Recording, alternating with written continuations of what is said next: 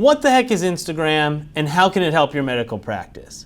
Today we're going to talk about some Instagram basics. And the next lesson when it comes to Instagram centers around consistency, engagement, and interaction. These are things I've been talking about all throughout, our Instagram topics because they're really at the base of each one. But it's worth taking a moment to really just dive straight into those concepts.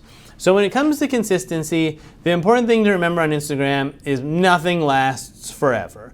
Your stories are gone 24 hours later. Your pictures are buried amongst hundreds of thousands of other pictures. People don't, generally speaking, go backwards very often to look at what's going on. So if you're going to do these platforms, consistency is the key. Now, I will fully admit, I'm probably one of the last people out there to get on Instagram. I avoided it for a long time. I knew what it was. I had to understand it for my clients, but I didn't use it personally. I didn't think I had time in the day. But now that I'm on there, I'm willing to bet that I do more Instagram, if you will, than anyone else of our clients or of the people in my office, because I understand that once I do it, I have to be consistent. I have to keep going. If I stop, I might as well never have started in the first place. So once you get into this, realize that social media is a daily thing. It's almost frighteningly an hourly thing or a minute-by-minute thing where you just keep promoting content. Now you get more comfortable with it and you get easier. It's easier to go on camera, you feel more comfortable, there's less pressure, it just becomes a part of daily life. I'm sure you've walked around and you've seen people holding their phones out and talking to them like this. It's almost just a normal thing to do. And again, it's a way of capturing what's going on in and around your business and in and around your life. So consistency is absolutely crucial. And then keep in mind what you're up against, right? You're up against everyone else on Instagram doing all the same things. So people's attention is extremely limited. You're getting a couple of seconds a day, if that, where you're trying to capture their attention. So you don't want to put too much pressure on yourself and judge yourself by likes and views and double taps and comments, right? That's our goal.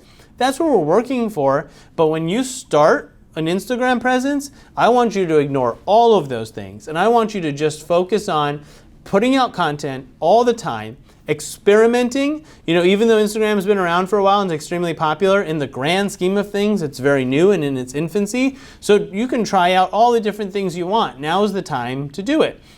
So experimenting, trying to capture people's interests, becoming aware that your life, your business, and your life now are going to move online and you want to share that with people, and that's the best way to get messages out and really give people a taste of who you are. If you're a dentist, think about the fact that most of your patients only ever think about you once every 6 months. When they come on in, you chit-chat a little with them about what's going on in their life, and that's that.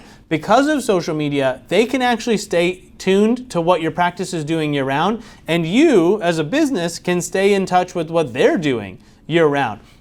So if nothing else, think of it as a method of communication that you have now with all of your patients that follow you on Instagram.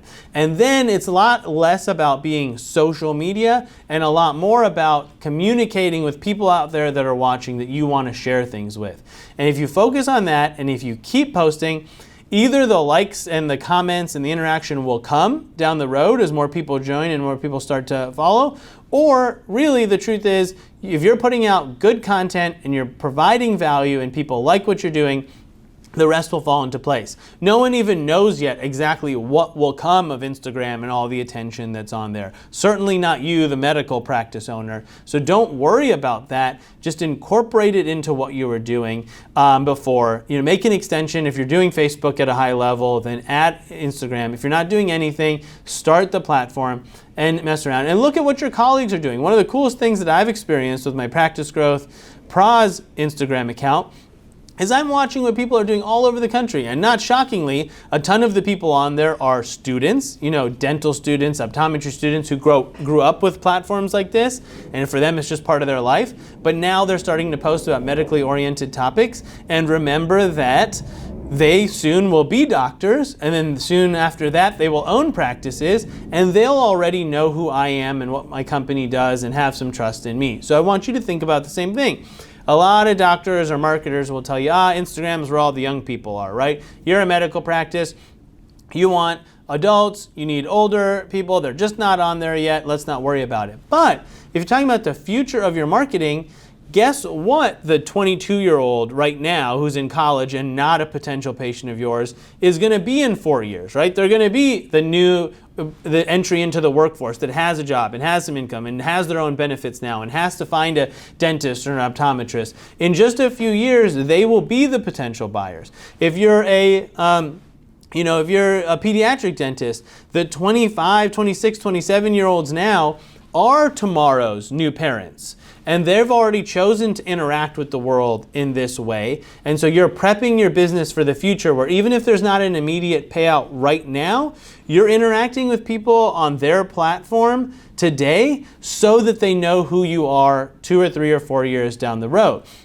It's no coincidence that probably the most active medical practitioners on Instagram are pediatric dentists because they know they're trying to attract parents, especially new parents, and they're on platforms like Instagram and Facebook. So the best pages that we see are actually pediatric dentists because they've recognized how important it is early on and not just a new parent, but also someone that might soon become a new parent. So when you're talking about doing a new platform, you do want to look ahead to the future and not stress out about its immediate effect today, but think about what you're doing to set yourself up for the future. If you had started Facebook 5 years before you did, what kind of a head start would that have given you when everybody joined Facebook and started using it regularly? You would have had the strongest presence, you would have had years of history, people would recognize that and interact with that, and more importantly, you'd just be really comfortable with the platform and posting things and knowing what to do while your competitors are figuring out. Take the same approach with Instagram. It won't be long before the next social media platform comes along and you have to switch gears and do that. So start now and enjoy riding the wave of Instagram's popularity and building your following where they are, and once they grow to the age that they can become patients of yours, you'll have a firm head start and they'll already know your business, know what you're all about, and that's how you market for the future.